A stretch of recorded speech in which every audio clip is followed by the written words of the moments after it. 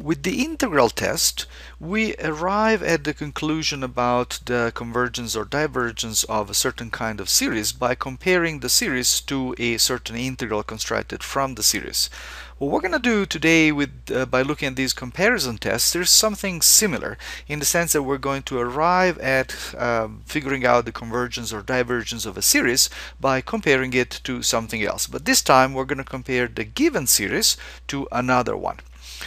Which means, of course, that we'll have to, in order to apply these tests, we need to know something about some series so that we can compare them to the given series when needed. The tests themselves conceptually are fairly easy to understand, and the proof, I think even the sketch of the proof I'm going to give you should be fairly convincing. What becomes difficult is actually implementing these tests in any given situation, and that's because of the thing that I will be mentioning at the end of this class. So let's see what these tests look like. Now, first of all, there are several comparison tests. We're going to look first of all at what are called direct comparison tests. So in this test, what we're going to do is we're going to compare two series, for one of which we know the behavior, we know if it converges or diverges, and for the other one we're going to try and find out. Now, these tests, like for the integral test, apply only to certain types of series, not all of them. So they're of limited use, like most things that we've been doing all semester, both with integrals and now with series. But still, they give us good information when they do apply. The conditions that we need for the direct comparison test are the following. Let's say that we have two sequences which are eventually positive. Okay. And of course, what we're going to do is we're going to construct this corresponding series from these two sequences. All right, so first of all, if the series Bn, and notice I'm not declaring where the series starts, which is irrelevant because all of the properties and all the conditions that we're going to require are eventual conditions. So as long as they start at some point, we're fine.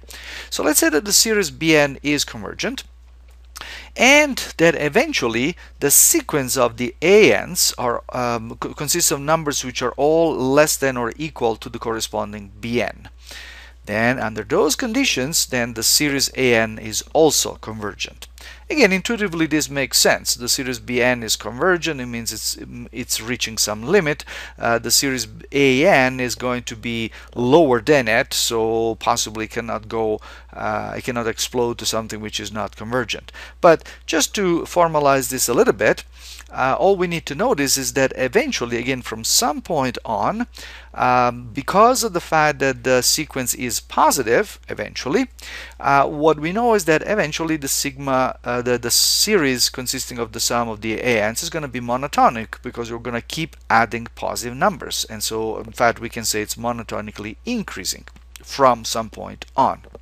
On the other hand, the fact that all these numbers, all these ANs are less than the corresponding BNs, means that the sum of all the ANs, again from some point on, is going to be less than or equal than the sum of all the BNs, which by assumption reaches some limit L.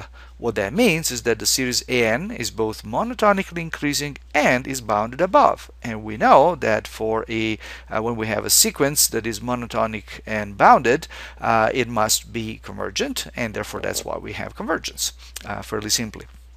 Now, this is one type of comparison test. Let's look at another one which has exactly the same starting point.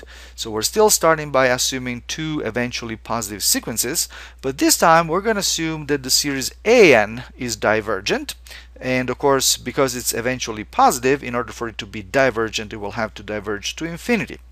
And also let's suppose that eventually the ANs are all going to be less than or equal to the corresponding BNs. Probably you've already guessed what's going to happen in this case, right? Well, in this case, the series made up of the BNs is also going to be divergent. Again, the proof is very, very simple. eventually, so again from some point on, but we don't have to worry about the first few terms because they're always going to add up to some kind of finite sum. They don't give any problem. They're just a regular finite sum of numbers that's going to give a number. The problem is always from some point on to infinity. So in this case, eventually the bn's are going to be equal to are going to be greater than or equal than the corresponding an's. Well, that means that the series from that point on, consisting of the bn's, is going to go to somewhere which is going to be bigger than the series from that same point on of the an's. But we know that that series is divergent, right? So that limit is going to be infinity, and therefore that means that the sum of the bn's also is going to be infinity. Again, very simple criteria, very intuitively clear, not very puzzling, not very surprising, but they can be quite effective in many situations.